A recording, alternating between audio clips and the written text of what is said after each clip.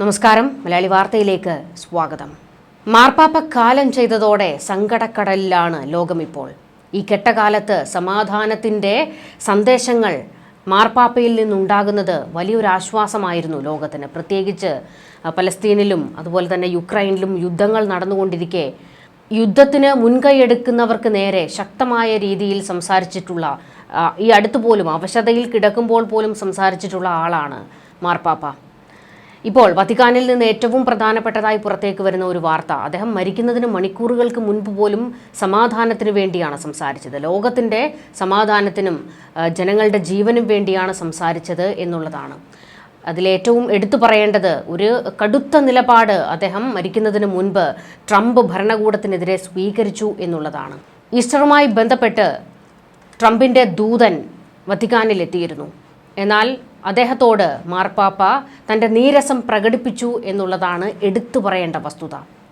അനധികൃത കുടിയേറ്റക്കാർക്കെതിരെ ട്രംപ് ഭരണകൂടം കൈക്കൊള്ളുന്ന കടുത്ത നടപടികൾക്കെതിരെയും പലസ്തീനിലും യുക്രൈനിലും സംഭവിച്ചുകൊണ്ടിരിക്കുന്ന യുദ്ധങ്ങൾക്കെതിരെയും ശബ്ദമുയർത്തിയ മാർപ്പാപ്പയെ ട്രംപും ചൊടിപ്പിക്കുന്ന രീതിയിൽ സംസാരിച്ചിരുന്നു.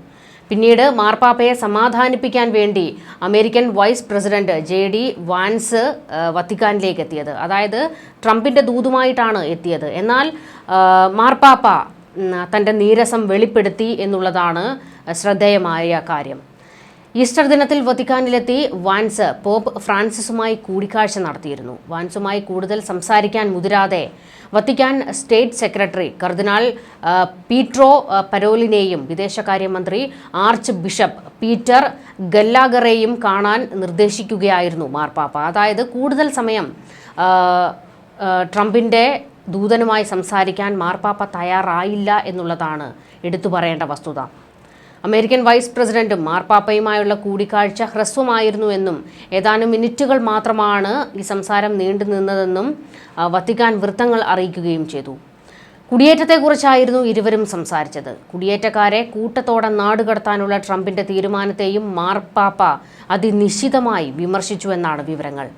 കുടിയേറ്റക്കാർക്ക് പിന്തുണ നൽകുക എന്നതാണ് പോപ്പ് എന്ന നിലയിൽ തൻ്റെ പ്രഥമ കർത്തവ്യമെന്ന് മാർപ്പാപ്പ പറഞ്ഞുവത്രേ.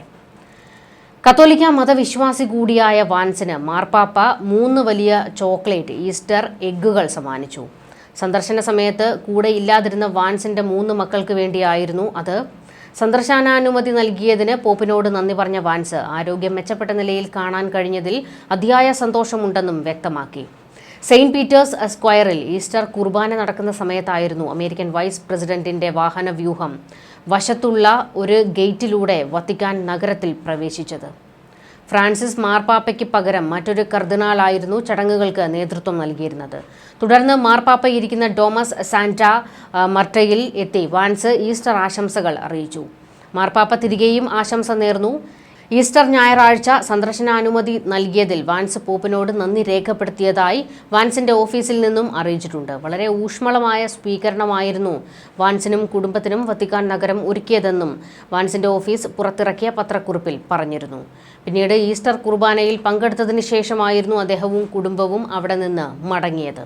എന്നാൽ അധിക സമയം വാൻസുമായി സംസാരിക്കാൻ മാർപ്പാപ്പ തയ്യാറായില്ല എന്നാണ് വിവരം. ഈ സംസാരത്തിനിടയിൽ പോലും കുടിയേറ്റക്കാരോട് സ്നേഹത്തോടെയും സമാധാനത്തോടെയും പെരുമാറണം എന്നുള്ള ഒരു സന്ദേശമാണ് മാർപ്പാപ്പയ്ക്ക് കൊടുക്കാനുണ്ടായിരുന്നത്. അതായത് ട്രംപിന് മുൻപിൽ തൻ്റെ സന്ദേശം എത്തിക്കണം എന്ന് തന്നെ വ്യക്തമാക്കുകയായിരുന്നു മാർപ്പാപ്പ ചെയ്തത്. ഇതാണ് മാർപ്പാപ്പ.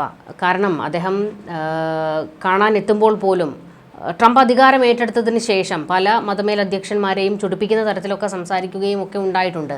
അതുപോലെ തന്നെ പോപ്പിനെയും ചൊടിപ്പിക്കുന്ന രീതിയിലായിരുന്നു ട്രംപിൻ്റെ പല പ്രവർത്തനങ്ങളും. പക്ഷേ പോപ്പായതുകൊണ്ട് തന്നെ അദ്ദേഹം ദൈവത്തിൻ്റെ പ്രതിപുരുഷനാണെന്നാണല്ലോ പറയുന്നത്. അപ്പോൾ ദേഷ്യം, വിദ്വേഷം, അത്തരത്തിലുള്ള വികാരങ്ങളൊന്നും ഉള്ളിൽ കൊണ്ടു നടക്കുന്നവരല്ലല്ലോ. അതുകൊണ്ട് തന്നെ പക്ഷേ ഒരു സന്ദേശം എന്ന നിലയിൽ തനിക്ക് പറയാനുള്ള കാര്യങ്ങൾ അദ്ദേഹം വ്യക്തമാക്കുകയും ചെയ്തിട്ടുണ്ട് മാർപ്പാപ്പ. അങ്ങനെയാണ് മരിക്കുന്നതിന് മണിക്കൂറുകൾക്ക് മുൻപ് പോലും അദ്ദേഹം ഒരു ഭരണകൂടത്തോടുള്ള തൻ്റെ നീരസം വെളിപ്പെടുത്തിയത്. അതും ജനങ്ങൾക്ക് വേണ്ടി അദ്ദേഹം സംസാരിച്ചു എന്നുള്ളതാണ് എടുത്തു പറയേണ്ടത്. മാർപ്പാപ്പ പൊതുവെ അങ്ങനെ ആരോടും ഒരു നീരസത്തോടെ പെരുമാറുന്ന ആളല്ല എന്ന് അനുയായികളും പറയുന്നു. കാരണം അദ്ദേഹം എല്ലാവരോടും സ്നേഹത്തോടെയും സൗഹാർദ്ദത്തോടെയും പെരുമാറുന്ന, എപ്പോഴും മുഖത്തൊരു പുഞ്ചിരി ഉണ്ടാകുന്ന ഒരാളാണ് മാർപ്പാപ്പ.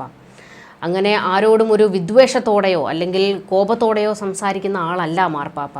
അതിനെത്രയോ തെളിവുകൾ നിരത്താനുണ്ടെന്ന് അദ്ദേഹത്തിൻ്റെ അനുയായികൾ, പ്രത്യേകിച്ച് വത്തിക്കാൻ വൃത്തം തന്നെ പറയുന്നുണ്ട്. ഫ്രാൻസിസ് മാർപ്പാപ്പയുടെ വിനയവും ഏറെ പ്രസിദ്ധമാണ്. 2001 കർദിനാളായി തിരഞ്ഞെടുക്കപ്പെട്ടപ്പോൾ തനിക്കൊപ്പം ആഹ്ലാദം പങ്കിടാൻ റോമിലേക്ക് പറക്കാനൊരുങ്ങിയ 100 കണക്കിന് അർജന്റീനക്കാരെ തടഞ്ഞുകൊണ്ട് അദ്ദേഹം പറഞ്ഞത്, റോം യാത്രയ്ക്ക് ചെലവാക്കുന്ന വിമാനക്കൂലി നിങ്ങൾ പാവങ്ങൾക്ക് നൽകുക എന്നായിരുന്നു. അതായിരുന്നു അദ്ദേഹത്തിൻ്റെ സന്തോഷവും. സാമ്പത്തിക മാന്ദ്യം പിടിമുറുക്കിയ 2002 അർജന്റീനയിലെ സാധാരണക്കാർക്ക് വേണ്ടി സർക്കാരിനെയും രാഷ്ട്രീയക്കാർക്കും എതിരെ അദ്ദേഹം പൊരുതി. പേര് തിരഞ്ഞെടുക്കപ്പെട്ടപ്പോൾ തന്നെ തൻ്റെ വഴികൾ വ്യത്യസ്തമാണെന്ന് പുതിയ പാപ്പ ലോകത്തിന് വെളിപ്പെടുത്തിയതാണ്. കത്തോലിക്കാ സഭയുടെ 2000-ലധികം വർഷത്തെ ചരിത്രത്തിൽ ആദ്യമായാണ് ഫ്രാൻസിസ് എന്ന പേര് ഒരു മാർപ്പാപ്പ സ്വീകരിക്കുന്നത്. പാവങ്ങളുടെ പുണ്യവാളൻ എന്നറിയപ്പെടുന്ന അസീസിയിലെ വിശുദ്ധ ഫ്രാൻസിസിൻ്റെ പേര് തിരഞ്ഞെടുക്കുന്നതിന് വലിയ അർത്ഥതലങ്ങളുണ്ട്. ഫ്രാൻസിസ്കൻ സഭാസ്ഥാപകനായ താപസ ശ്രേഷ്ഠൻ്റെ പേര് സ്വീകരിക്കുക വഴി കർദിനാൾ മാരിയോ ബെർഗോളിയോ ഇറ്റലിയുടെ ഹൃദയമാണ് കവർന്നത്.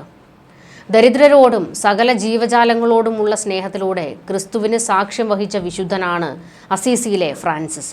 ഉന്നത കുലജാതനായിരുന്നിട്ടും സമ്പത്തിൻ്റെ മടിത്തട്ടിൽ അഭിരമിച്ചിട്ടും അതെല്ലാം ക്രിസ്തുവിനോടും മനുഷ്യരോടുമുള്ള സ്നേഹത്തെ പ്രതി ഉപേക്ഷിച്ച് ദാരിദ്ര്യം വ്രതമായെടുത്തയാൾ. അവസാനത്തെ ഉടുതുണി പോലും തെരുവിലെ ദരിദ്രന് കൊടുത്തയാൾ.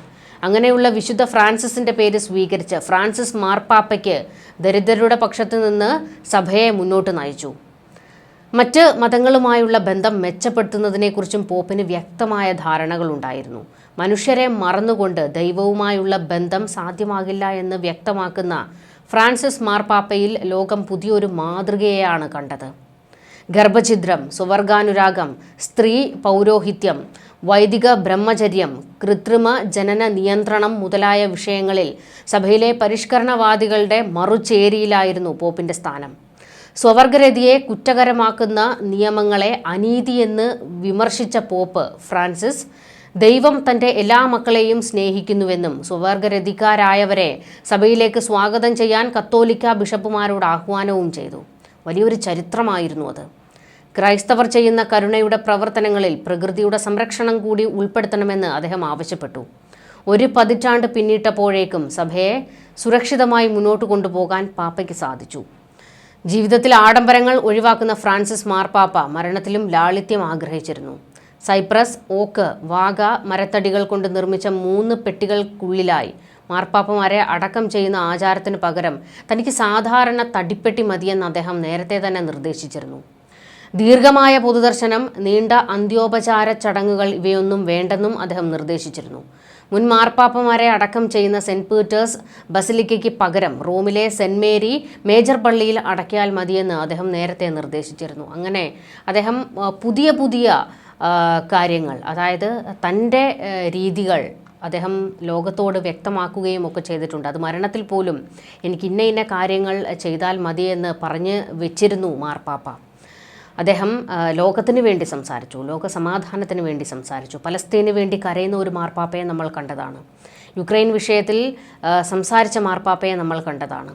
പ്രസിഡന്റ് ട്രംപിനോട് പോലും ലോക സമാധാനത്തിന് വേണ്ടി നിലപാടെടുക്കണം, അമേരിക്കയിലെ കുടിയേറ്റക്കാരോട് മാന്യത കാണിക്കണം എന്നൊക്കെ പറയുന്ന പോപ്പിനെ നമ്മൾ കണ്ടതാണ്. ഇപ്പോൾ അദ്ദേഹം മരിക്കുന്നതിന് അവസാന മണിക്കൂറുകൾ പോലും, അതായത് അതിന് മണിക്കൂറുകൾക്ക് മുൻപ് പോലും അദ്ദേഹം ആവശ്യപ്പെട്ടത് കുടിയേറ്റക്കാരോട് മൃദു സമീപനം കാണിക്കാൻ ട്രംപിനോട് പറയണം എന്നുള്ള ഒരു സന്ദേശമായിരുന്നു ട്രംപിൻ്റെ ദൂതനോട് മാർപ്പാപ്പ പറഞ്ഞ് വെച്ചത്.